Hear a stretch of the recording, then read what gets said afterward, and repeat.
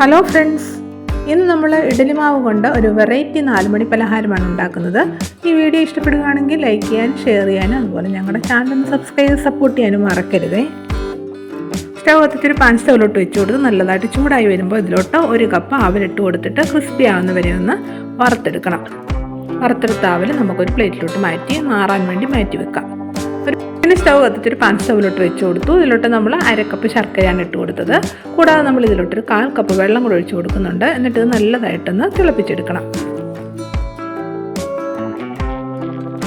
തിളപ്പിച്ചെടുത്ത ശർക്കരപ്പാനി നമുക്കൊരു പാത്രത്തിലോട്ട് അരിച്ചൊഴിച്ച് കൊടുക്കാം.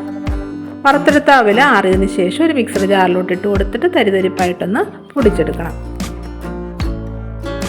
വീണ്ടും സ്റ്റവ് കത്തിച്ച് പാൻ സ്റ്റൗവിലോട്ട് വെച്ച് കൊടുത്ത് 1 സ്പൂൺ നെയ്യും കൂടെ ഒഴിച്ച് കൊടുത്തതിന് ശേഷം ഇതിലോട്ട് 1 കപ്പ് ചിരകിയ തേങ്ങ ഇട്ട് കൊടുത്തിട്ട് 2 മിനിറ്റ് നേരം ഒന്ന് ഇളക്കിയതിന് ശേഷം തയ്യാറാക്കി വെച്ചിരിക്കുന്ന ശർക്കരപ്പാനിയും ഒരു 1/2 ടീസ്പൂൺ ഏലക്കാപ്പൊടിയും കൂടി ഇട്ട് കൊടുത്തിട്ട് നല്ലതായിട്ടൊന്ന് ഇളക്കണം. പൊടിച്ചെടുത്ത് വെച്ചിരിക്കുന്ന അവലും കൂടി ഇതിലോട്ട് ഇട്ട് കൊടുത്ത് നല്ലതായിട്ട് ഇളക്കി അതിലെ ആ വെള്ളമൊക്കെ ഒന്ന് വറ്റിച്ചെടുക്കണം.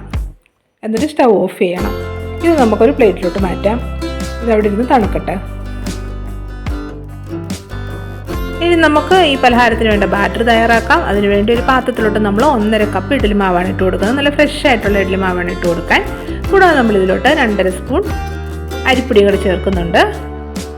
പിന്നെ നമ്മളിതിലോട്ട് 2 സ്പൂൺ പഞ്ചസാരയും കൂടെയാണ് ചേർക്കുന്നത്. കൂടാതെ നമ്മൾ ഇതിലോട്ട് ഒരു നുള്ളു ഉപ്പുപൊടി കൂടി ചേർക്കുന്നുണ്ട്. ഇതെല്ലാം കൂടെ ചേർത്ത് കൊടുത്തിട്ട് നല്ലതായിട്ട് ഇതൊന്ന് ഇളക്കിയെടുക്കണം.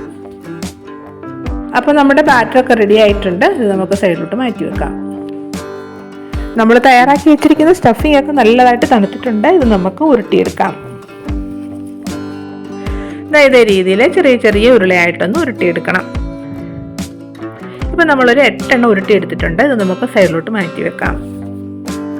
സ്റ്റവ് കത്തിച്ചൊരു ഉണ്ണിയപ്പച്ചട്ടി വെച്ച് കൊടുത്തു. ഇപ്പോൾ അത് നല്ലതായിട്ട് ചൂടായി. ഇതിലോട്ട് നമുക്ക് കുറച്ച് നെയ്യ് ഒഴിച്ചു കൊടുക്കാം. നെയ്ക്ക് പകരം നമുക്ക് വെളിച്ചെണ്ണ വേണമെങ്കിൽ യൂസ് ചെയ്യാം. ഉരുട്ടി വെച്ചിരിക്കുന്ന ഓരോ ഉരുളയും ഇതുപോലെ ബാറ്ററിലോട്ട് ഇട്ട് കൊടുത്തതിന് ശേഷം ഉണ്ണിയപ്പച്ചട്ടിയിലോട്ട് ഇട്ട് കൊടുക്കണം. അതിൻ്റെ മുകളിലോട്ട് കുറച്ച് മാവും കൂടെ ഒഴിച്ചു കൊടുക്കണം. ഇതേ രീതിയിൽ നമുക്ക് എല്ലാ കുഴിയിലും ഇതൊഴിച്ചു കൊടുക്കാം. ഒരു വശം നല്ലതായിട്ട് മൂത്ത് വരുമ്പോൾ തിരിച്ചിട്ട് കൊടുത്താൽ മറു സൈഡും കൂടെ നല്ലതായിട്ടൊന്ന് ഫ്രൈ ചെയ്തെടുക്കണം. കുറച്ച് നെയ്യും കൂടെ നമുക്ക് ചേർക്കാം. ഇപ്പോൾ ഇതിന് 2 വശവും നല്ലതായിട്ട് ഫ്രൈ ആയിട്ടുണ്ട്. ഇത്രയും മതി. ഇത് നമുക്ക് ഉണ്ണിയപ്പച്ചട്ടിയിൽ നിന്ന് മാറ്റാം. അപ്പോൾ നമ്മുടെ ഈ ഇഡ്ഡലി മാവ് വെച്ചിട്ടുള്ള പലഹാരം ഇവിടെ റെഡി ആയിട്ടുണ്ട്. നല്ല ആരോഗ്യകരവും അതുപോലെ രുചികരമായിട്ടുള്ള നല്ല അടിപൊളി ടേസ്റ്റുള്ള ഒരു പലഹാരമാണ്. എല്ലാവരും ട്രൈ ചെയ്ത് നോക്കണം. എല്ലാവർക്കും ഇത് ഇഷ്ടമാകും. വീഡിയോ ഇഷ്ടപ്പെട്ടെങ്കിൽ ഒന്ന് ലൈക്ക് ചെയ്യാനും ഷെയർ ചെയ്യാനും അതുപോലെ ഞങ്ങളുടെ ചാനൽ ഒന്ന് സബ്സ്ക്രൈബ് ചെയ്ത് സപ്പോർട്ട് ചെയ്യാനും മറക്കരുതേ.